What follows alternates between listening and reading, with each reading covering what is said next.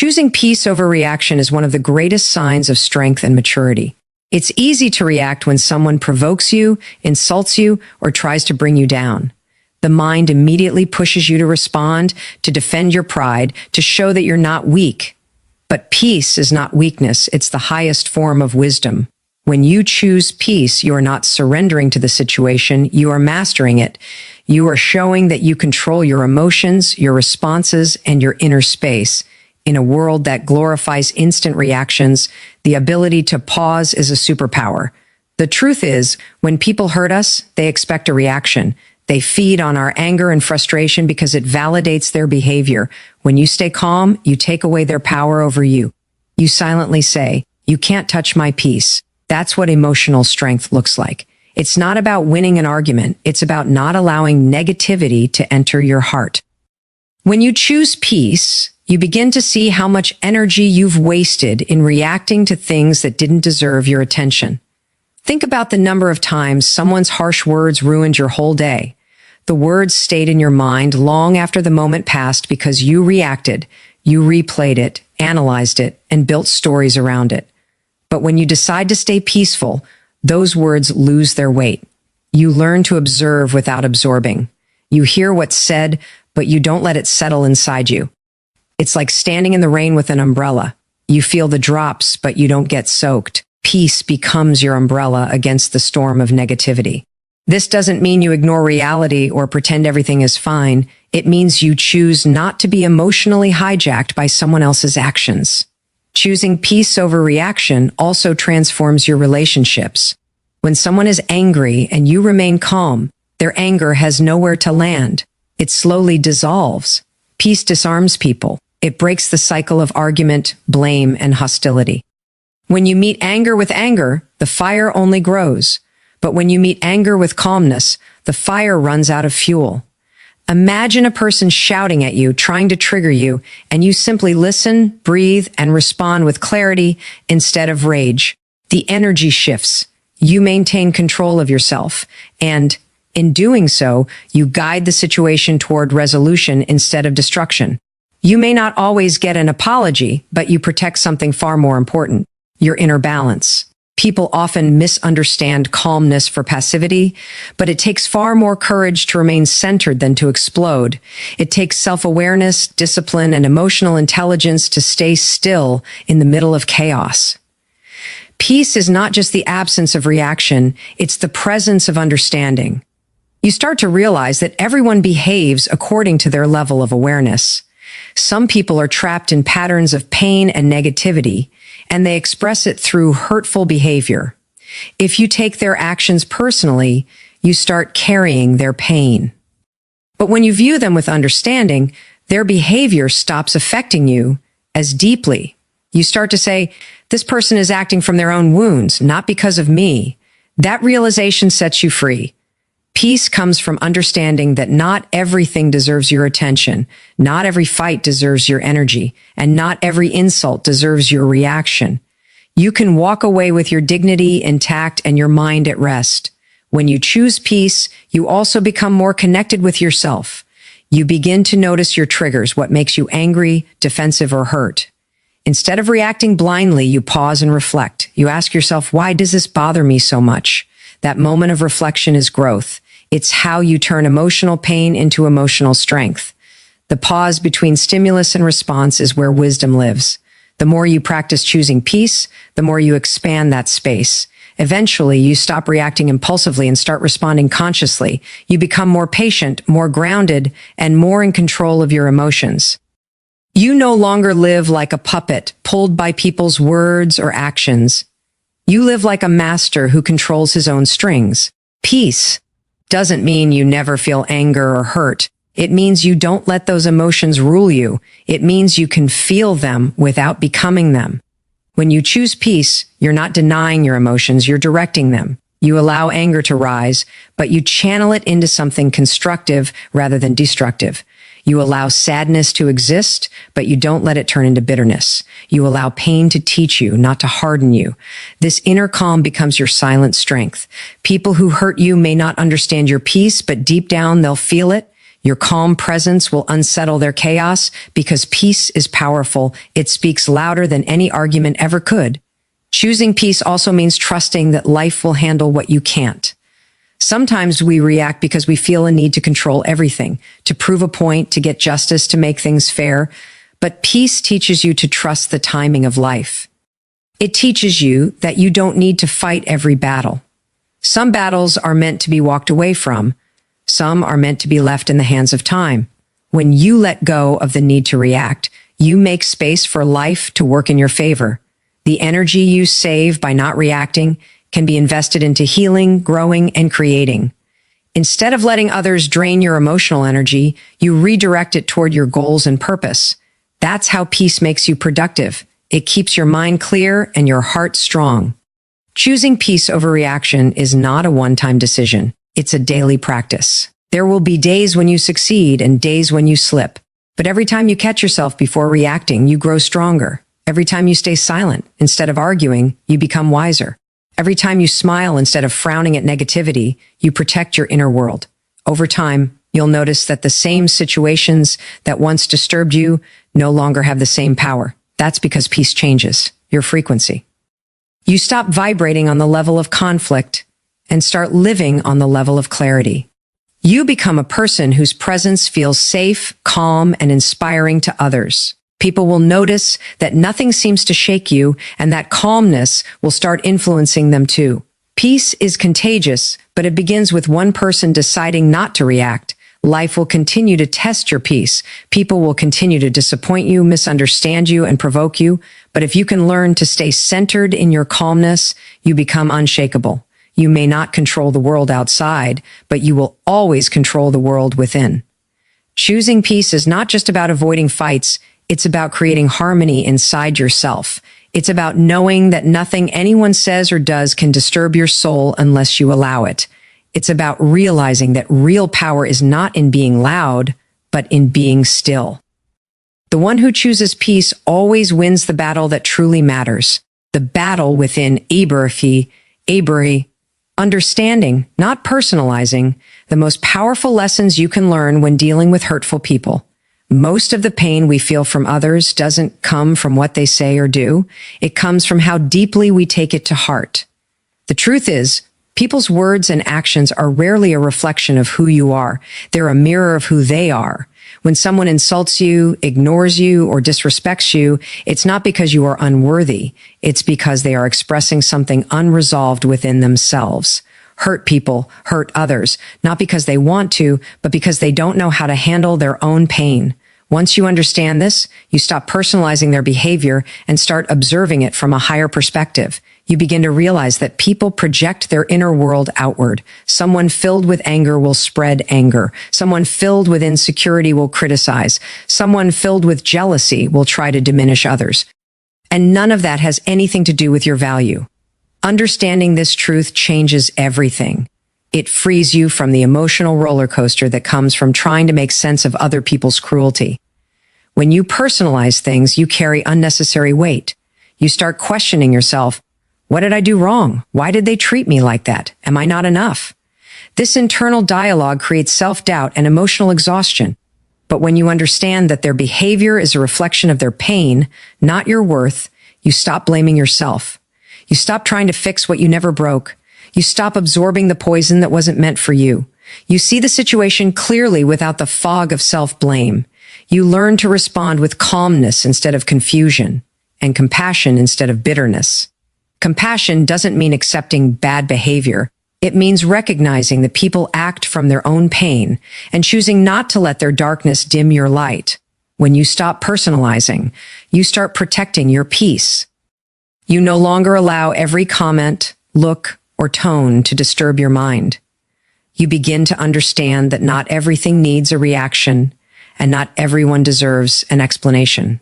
Some people misunderstand you because they are not meant to understand you. Some people dislike you because your light reminds them of what they lack. Some people distance themselves because your peace intimidates their chaos. When you realize this, you stop trying to please everyone. You stop bending your values just to fit in. You stop explaining your worth to those determined not to see it. Understanding liberates you from the need for approval because you know that your peace matters more than anyone's opinion. Learning not to personalize also gives you emotional strength in moments of confrontation. Imagine someone speaking to you with anger or disrespect. Instead of reacting emotionally, you pause and think, this is about them, not me. That single thought gives you power. You take back control of your emotions. You choose how to respond instead of reacting impulsively. You understand that arguing with someone who is emotionally wounded is like reasoning with a storm. The more you resist, the stronger it blows. But when you stand calm, the storm passes on its own. Understanding people doesn't mean you excuse their actions. It means you no longer let those actions shake your core. You learn to detach emotionally while staying grounded in your values. Detachment doesn't mean you stop caring. It means you stop carrying what's not yours. There's a deep sense of peace that comes when you stop taking things personally. You start seeing life from a wider lens. You realize that everyone is fighting unseen battles. Stress, insecurities, regrets, fears. When they lash out, it's often their pain speaking, not their heart. Understanding this softens your response. Instead of meeting hostility with hostility, you respond with patience. Instead of internalizing criticism, you ask yourself, is this really about me or is it about them? That question creates emotional distance between you and the situation. It allows you to observe without absorbing, to see the behavior without letting it define your mood. The more you practice this, the more peaceful you become. You develop emotional maturity, which is the ability to remain kind even when misunderstood and calm even when provoked. Understanding also brings wisdom. You begin to notice patterns in people. You learn to see beyond the surface. Someone who constantly belittles others may crave validation. Someone who spreads negativity may be desperate for attention. Someone who criticizes you harshly may secretly admire you but doesn't know how to express it. When you understand these patterns, you become less reactive and more compassionate. You stop expecting emotional maturity from those who haven't yet learned it. You stop letting their actions dictate your happiness. You focus your energy where it truly matters, on your own growth, your peace, and your journey. Understanding people helps you navigate life with grace because you no longer get lost in their emotional chaos. Not personalizing also helps you heal from past wounds. Many of us still carry pain from things people said or did long ago. Maybe a parent's harsh words, a friend's betrayal, a partner's rejection. We internalized those experiences and built stories around them. We started to believe we were unworthy, unlovable, or not good enough. But once you understand that those actions were about their pain, not your value, you begin to let go. You free yourself from old emotional baggage. You stop defining yourself by how others treated you and start defining yourself by how you choose to grow. Understanding shifts your identity from a victim of others' behavior to a master of your inner peace. When you stop personalizing, you also become less judgmental.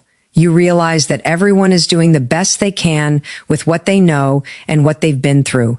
You stop expecting perfection from others and from yourself. You stop labeling people as good or bad and start seeing them as human, flawed, learning, evolving. This mindset doesn't make you naive. It makes you peaceful. You can forgive more easily, not because they deserve it, but because you deserve peace. You can walk away without anger, not because it doesn't hurt, but because you refuse to carry pain any longer. Understanding, not personalizing, gives you the emotional freedom to live with an open heart, even in a world full of broken ones. There will always be people who misunderstand you, criticize you, or try to pull you down. You cannot stop them, but you can stop taking it personally. You can choose to rise above their projections. You can choose to protect your peace by understanding that everyone acts from their own level of consciousness. The moment you realize this, you stop living reactively and start living intentionally. You move through life with a calm heart and a clear mind. You understand that your worth is not determined by how others treat you, but by how you treat yourself. You stop letting others' pain define your happiness. You let them carry their lessons while you focus on your own growth. Understanding is not just an act of wisdom, it's an act of self-love. It's the realization that peace comes not from changing others, but from changing how deeply we let their behavior affect us. Setting boundaries with grace is one of the most powerful and loving things you can ever do for yourself. It's a reflection of self-respect, emotional maturity, and inner strength. Many people confuse boundaries with walls, but they are not the same. Walls are built out of fear and resentment. They shut people out. Boundaries are built out of wisdom and self-love. They protect your peace. When you learn to set boundaries, you are not rejecting others. You are honoring yourself. You are saying, I value my time, my energy, and my emotions enough not to let them be misused. Boundaries don't make you selfish. They make you self-aware. They help you maintain balance in a world where people often take more than they give. Without boundaries, your kindness turns into exhaustion. Your empathy becomes a burden, and your love starts to feel like pain. With boundaries, you love from a place of strength, not sacrifice. When you set boundaries with grace, you stop seeking validation from people who drain you. You begin to understand that not everyone deserves access to your energy. Some people will only appreciate your light when it's convenient for them. They will take your time, emotions, and attention without giving much back. Without boundaries, you end up carrying other people's emotional baggage while neglecting your own. You start to feel heavy, anxious, and disconnected from yourself. But when you draw clear lines, you give yourself permission to protect your emotional space. You no longer feel guilty for saying no. You no longer feel obligated to explain your piece. You realize that you can be kind without being a people pleaser, generous without being used, and compassionate without being drained. Setting boundaries is not an act of rebellion. It's an act of self-preservation. There's a quiet confidence that comes from knowing where to draw the line. You no longer overextend yourself trying to please others. You stop saying yes when your heart is screaming no. You stop trying to fix everyone, heal everyone, or save everyone. You learn that not everyone deserves your emotional investment. Some people come into your life to teach you where your boundaries should be. They show you how much you've tolerated and where you need to stop giving. When you start saying no to what drains you, you make room for what nourishes you. You discover that boundaries are not about controlling others. They're about controlling what you allow into your life. It's about choosing peace over pressure, balance over burnout, and self-respect over approval. Graceful boundaries also means setting them with kindness, not anger. You don't need to shout, fight, or prove your point to anyone. You can calmly express your limits without guilt or explanation. When you say, I can't continue this conversation right now, or I'm not comfortable with this behavior, you are asserting your worth without disrespecting anyone. Graceful boundaries are not about pushing people away. They're about teaching people how to treat you. Some will respect your limits while others will resist them. Those who truly care for you will understand and adjust. Those who don't will distance themselves, and that's okay. Boundaries reveal who belongs in your life and who doesn't. The ones who value your peace will never make you feel guilty for protecting it. Setting boundaries is also about managing your own reactions. It's not just about what you tell others. It's about how you treat yourself. You can't demand respect from others if you keep disrespecting your own needs. If you constantly overwork, ignore your exhaustion, or tolerate negativity, you're breaking boundaries with yourself. Setting boundaries with grace begins within. It means taking breaks when you need rest, walking away from chaos even when you're tempted to stay, and prioritizing your mental and emotional well-being above all. It means giving yourself permission to be unavailable to negativity, gossip, and emotional manipulation.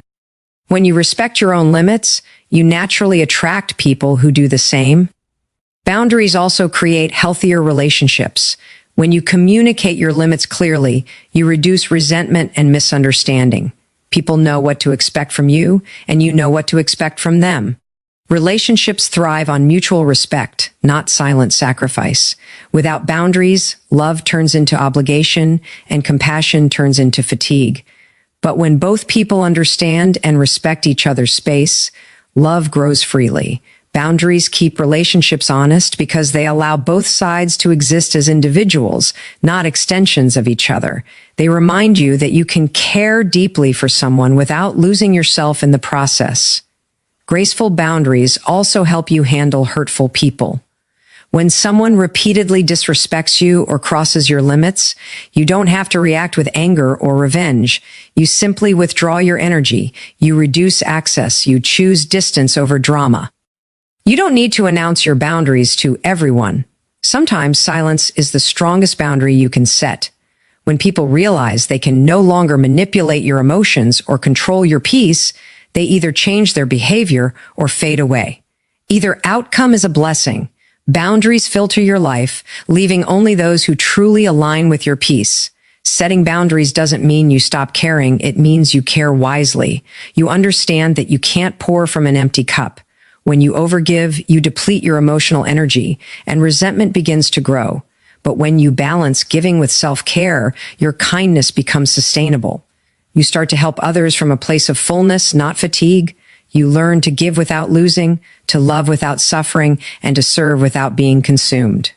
Boundaries help you give the best version of yourself, not what's left of you. They teach you that saying no is not rejection. It's redirection toward your own well-being. Setting boundaries with grace also invites peace into your daily life. You wake up lighter because you no longer carry the weight of other people's emotions. You spend time with those who uplift you instead of those who drain you. You feel calm because you know that you are not responsible for fixing everyone's problems. You start to experience a sense of balance where you give and receive freely without fear or guilt. You begin to see that peace is not something you find, it's something you create by protecting your energy. Every time you honor your boundaries, you strengthen your inner foundation. The beauty of graceful boundaries is that they don't create separation. They create clarity. They make it clear where you end and where others begin.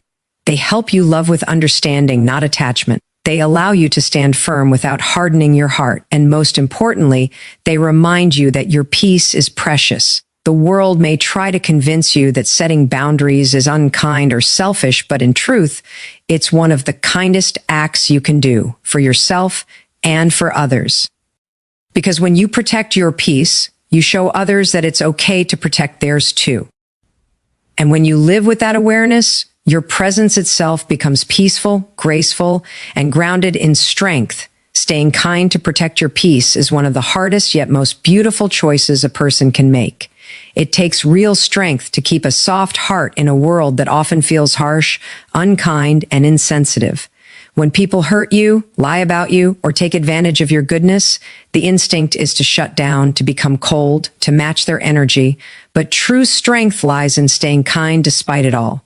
Kindness is not a weakness. It is a quiet form of courage. It means you refuse to let others dictate who you become. You refuse to allow someone's bitterness to make you bitter or someone's cruelty to make you cruel. It means you choose to rise above negativity, not sink into it. Staying kind doesn't mean tolerating disrespect. It means refusing to let pain poison your character. It's knowing that protecting your peace is more important than proving your point. When you stay kind, you create emotional distance from negativity without losing your humanity. You understand that how people treat you is their karma, but how you respond is yours. You learn that the energy you put into the world always comes back to you, so you choose to keep your energy pure regardless of what others do. The moment you decide to stay kind instead of reacting, you break the chain of toxicity. You stop passing on the pain that was given to you. You become the end of someone's cycle of hurt. That is not weakness, it's emotional mastery. It's easy to be kind when life is gentle, but real kindness shines in moments when life tests your patience and heart. Choosing kindness during chaos is the truest form of inner peace. Protecting your peace doesn't mean you stop caring. It means you start caring wisely. You no longer give your time, attention, or emotions to those who repeatedly disturb your peace. You become selective with your energy because you know peace is precious. You realize that not everyone deserves access to your heart. Some people are lessons, not lifelong companions. Some moments are meant for silence, not explanation. Protecting your peace means walking away when kindness is being taken for granted and still walking away without resentment. It means forgiving people, not because they deserve forgiveness, but because you deserve freedom from their grip on your emotions. You stop waiting for apologies and start giving yourself closure. Kindness, when rooted in peace, becomes a shield against the world's chaos. People might misinterpret. your calmness as indifference, your forgiveness as weakness, or your silence as surrender. But you know that inner peace doesn't need to be loud. You are not reacting to prove anything. You are choosing peace because you value your serenity more than temporary satisfaction. Every time you stay kind when you could be angry, you strengthen your soul. Every time you forgive when you could hold a grudge, you purify your heart. Every time you walk away instead of fighting back, you rise higher. Staying kind doesn't mean you let people misuse you. It means you don't let their darkness define your light. When you stay kind, you also inspire others to do the same. Your calmness becomes contagious. People notice that you don't fight fire with fire and that your peace doesn't depend on circumstances. You become an example of what it means to live with balance. You show that true power lies in restraint, not reaction. Staying kind teaches you emotional intelligence. It reminds you that not every battle deserves your energy and not every insult deserves your attention. You realize that the loudest person in the room is not the strongest one. The one who keeps peace in the middle of noise is. You begin to live with more awareness, understanding that peace is not the absence of problems, but the ability to remain kind and calm despite them. Staying kind also changes the way you see people. You start to see through their pain instead of reacting to their behavior. You begin to understand that people who lash out are often the ones struggling the most. You see that anger is often a mask for sadness and cruelty a cry for help. This understanding doesn't excuse their actions, but it helps you release resentment. You realize that holding on to anger only hurts you, not them. So you choose kindness, not because they deserve it, but because you deserve peace. You understand that being kind to someone who hurt you doesn't mean you welcome them back into your life. It means you wish them well from afar while keeping your boundaries strong. Kindness is not about allowing others to repeat their behavior. It's about not allowing their behavior to repeat inside your heart. Protecting your peace through kindness also means being kind to yourself. Often we are our own harshest critics. We speak to ourselves with words we'd never say to others. We replay our mistakes, judge our emotions, and punish ourselves for being human. Staying kind to yourself means forgiving yourself for the times you didn't know better, for the times you gave too much, for the times you stayed when you should have left. It means treating yourself with the same compassion you offer to others. You cannot live in peace if you are constantly at war with yourself. So you learn to be gentle with your thoughts, patient with your progress, and proud of your resilience. Kindness begins within, and once it grows inside you, it naturally extends outward. When you live with kindness and protect your peace, you start to attract better energy. The people who once thrived on chaos lose interest because they can no longer trigger you. You begin to notice that your circle becomes smaller but more genuine. You value quiet moments more than loud approval. You stop needing to win arguments because peace feels better than being right. You stop chasing closure because calmness becomes your closure. You no longer live to prove yourself. You live to preserve your peace. And in doing so, you discover that life feels lighter, softer, and more meaningful. There will always be people who mistake your kindness for weakness. There will always be moments that tempt you to react, to prove your worth, to match someone's negativity. But every time you choose kindness, you rise above it. You remain unshaken because your peace doesn't depend on external validation. You understand that reacting steals your peace, but responding with kindness protects it. You no longer see kindness as something you give only to others. You see it as something that keeps your soul clean. It becomes your way of staying grounded no matter what storms come your way. To stay kind is to stay powerful in the most graceful way. It's to know that peace is your birthright and no one's behavior can take that away unless you let it. It's to live with an open heart in a closed world, to keep loving even when love isn't returned, and to stay gentle even when life isn't.